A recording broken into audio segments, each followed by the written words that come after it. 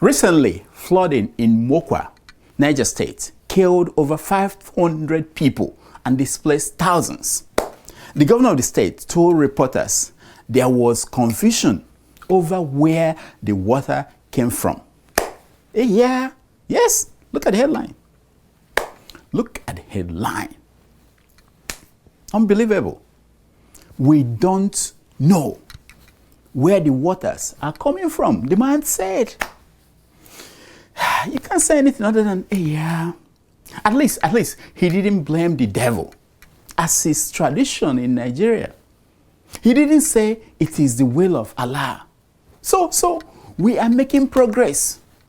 President Tinubu promptly, immediately dispatched his VP, Mr. Kashim Shettima, to go and assess the situation. He didn't tell him to open the door for the vice president or anybody else looking to enter a car.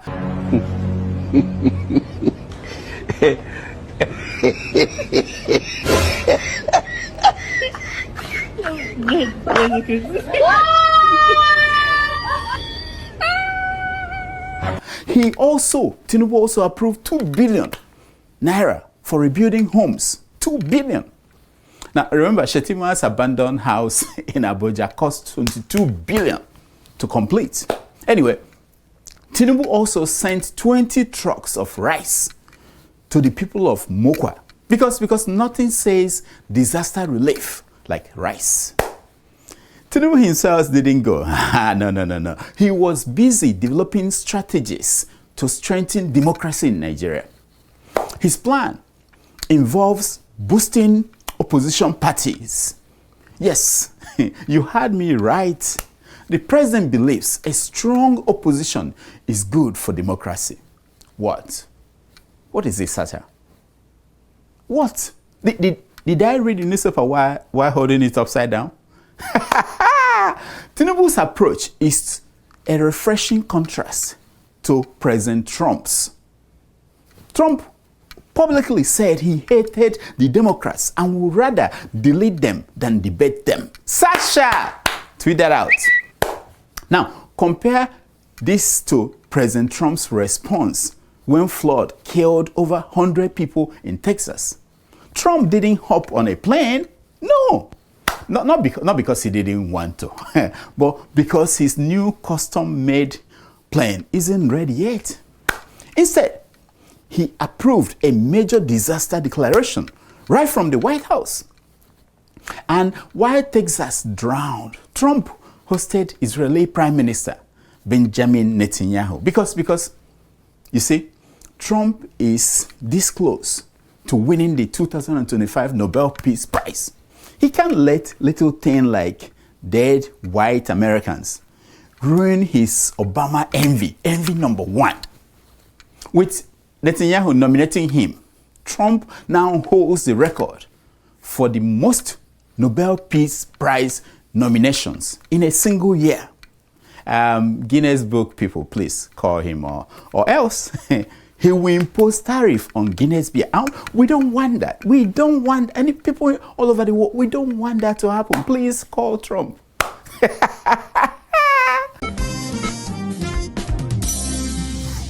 Welcome to the show. My name is Dr. Damages. We are coming to you from the greatest city in the world, New York City. Yes. New York City is so great that Donald Trump is thinking of taking it over and running it from the White House. Yeah. This is the peak. Watch the man. If a communist gets elected to run New York, it can never be the same, but we have tremendous power at the White House to run places when we have to. Yes. But New York City will run properly. We're going to bring New York back. I love New York. The crime would be down to a minimal. I say thank God for Trump. Trump's reason is that crime is out of control in New York City and Washington, D.C. How can? We can't let that happen. Now, with crime in New York City down from last year and years back, according to the FBI, we need Trump to make New York City great again. As I was saying, a few weeks ago, a flood hit Niger State, Nigeria, killing over 500 people. What did Nigerian leaders do? They blamed God. Oh yes. it was declared that it was the will of God. Some people say that. Did President Tinubu travel there? Nope. Meanwhile, Trump is going to Texas on Friday. Did Tinubu hire meteorologists to ensure early warnings for future floods? Nope, he didn't. Meanwhile, Trump is hiring the meteorologists that were fired by Elon Musk. You remember? Watch the man say. I wouldn't know that. I really wouldn't. I would think not. This was the thing that happened in seconds. Nobody expected it. Nobody saw it. Very talented people are there, and they didn't see it. It's, I guess they said, once in 100 years, they've never seen anything like this. To be fair, some Nigerians got it right. They blame the devil because of course, when it comes to the devil, our strategy is simple. Stomp on it.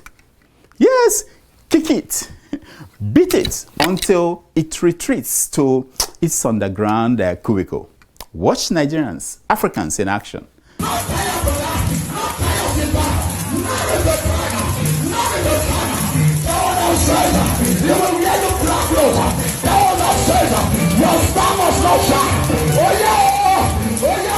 Yes, this is how we deal with the devil.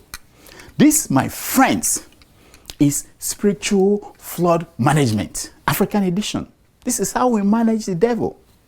For contrast, in Texas, a flood killed nearly 100 people. In America, they didn't blame God. No, they didn't even blame the devil.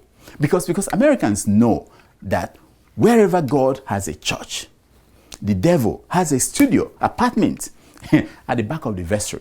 Yes! So who did the Americans blame? The president, for firing National Weather Service staff so he could cut taxes for the rich, for signing a massive defense budget increase, more than they asked for, while America's infrastructure crumbles. I'm talking about President Joe Biden. Yes! Surprising, Trump came to Biden's defense. Watch the man. It's, I guess they said, once in 100 years, they've never seen anything like this. So I wouldn't, people are trying to blame the school, they're trying to blame the camp, they're trying to blame, it's just a horrible thing. But no, I wouldn't say that, no. Yeah! He said it's once in 100-year rainfall that caused it. Nobody could have seen it. Nobody saw it coming. Not even those paid to see it. Americans, who did this to us? Who did this to us? Nobody saw it coming. Just like nobody saw Trump coming. But I tell you, it is all Joe Biden's fault. Under Biden, America slowly moved towards becoming a shithole country. The man removed fences without knowing why they were built in the first place. That wasn't governance. That was guesswork. Sasha! Tweet that out. If not for Trump.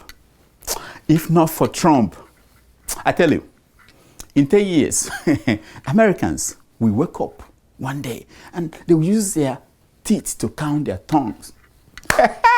And they will end up asking that question. Who did this to us? I'll tell you who did. Joe Biden. The other thing I will say is, Kafune fune diotua, fune. Agadia. So kids who didn't finish high school, those that dropped out in America, they know that Liberia was founded by former enslaved Africans who lived in America. They know this. Those kids know that these Africans left America and returned to Africa. They arrived at the place and called it Liberia and started a country. They even named its capital Monrovia after President Monroe, who facilitated their return to Africa. This is common knowledge, whether you finish high school or not, whether you're a dropped out or guy or not. You know this. All right. You won't get your high school diploma, the equivalent of West African school certificate, if you do not know this. You won't even get your GED. Yeah, that is the equivalent of GCE in America, if you don't know this. So, shame catch me on behalf of all high school kids in America.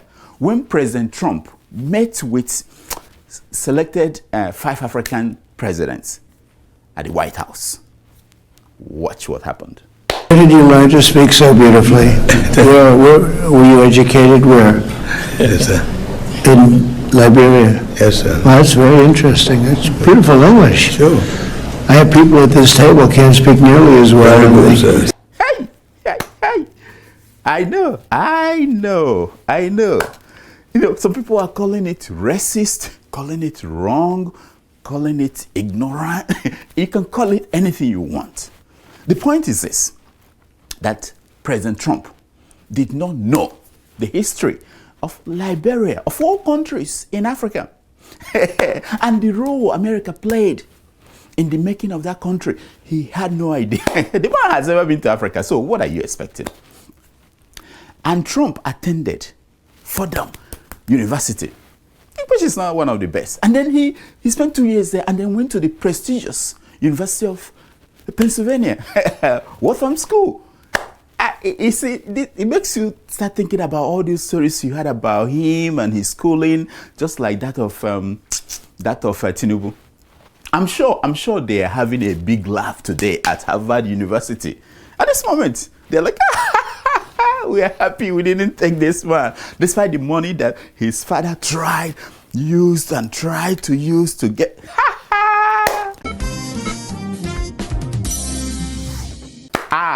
Meanwhile, in Enugu State, Nigeria, the governor, Mr. Pitamba, has launched Enugu Air. He bought 3 used planes from South Africa, slapped a logo, bam, on them, bam, bam, voila, an airline is born. What business does Enugu State have running an airline? If anyone should know better, it should be Pitamba. He came from the private sector. Unlike Wike, who has been sucking from the government, breast for years, from law school all the way. This is just another episode of the long-running show, How to Waste Public Funds.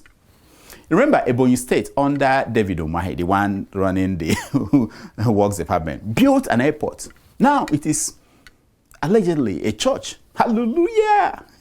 Instead of building ego-massaging projects, why don't these Eastern governors work together and build railways connecting all Eastern state capitals and major cities? Why? That will move people, goods, and services.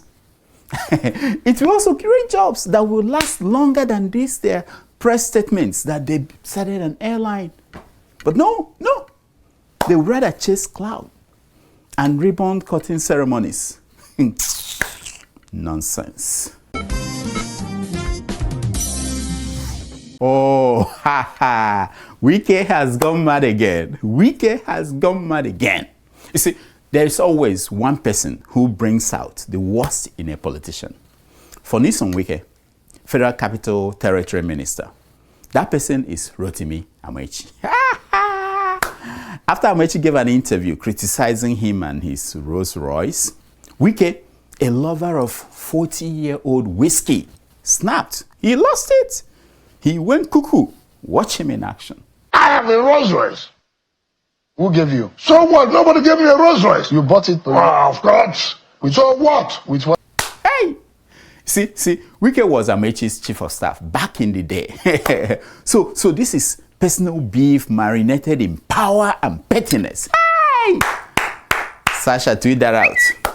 While Amaechi is busy telling 200 million Nigerians to rise up against 100,000 elites, of which he's Capone. Yes, watch him if you didn't know. Watch him. The elites of Nigeria are not the problem of Nigeria. We are not up to 20,000 elites that are stealing Nigerian money.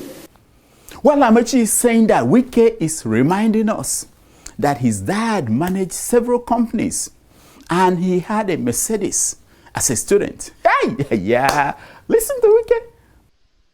My father was a general manager of so many companies.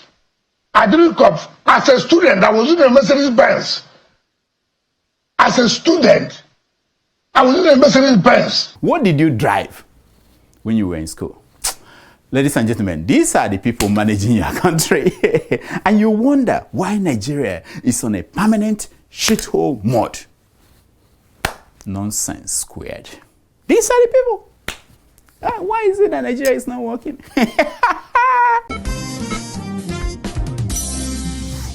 All right. I thank God every day for real men of God like Pastor Enoch Adeboye. I thank God. When everything seems lost, look at his corner and you will see hope and a miracle breast or two. Watch. A friend had cancer of the breast. This lady went to visit her friend in the hospital and they took one anointed handkerchief and laid it on the wound. 2 weeks later, a new breast had grown.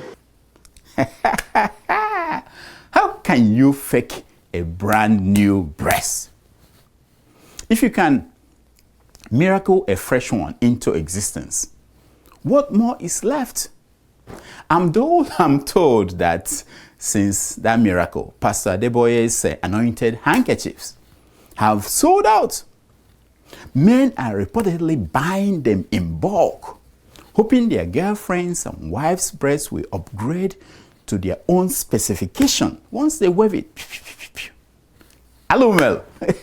Hey, Hello has done. Anyway, that's all that we have today. Follow us on all social media platforms at Dr. Damages. We'll tell you more about this next week. Here is our concern for today. It's taken from page 419 of the book, Simply Henry by Henry James. And it says, do not mind anything that anyone tells you about anyone else. Judge everyone and everything for yourself. Hey! I go far to bring you this. I go far. Until next week, I'm Dr. Damages. I diagnose you yourself.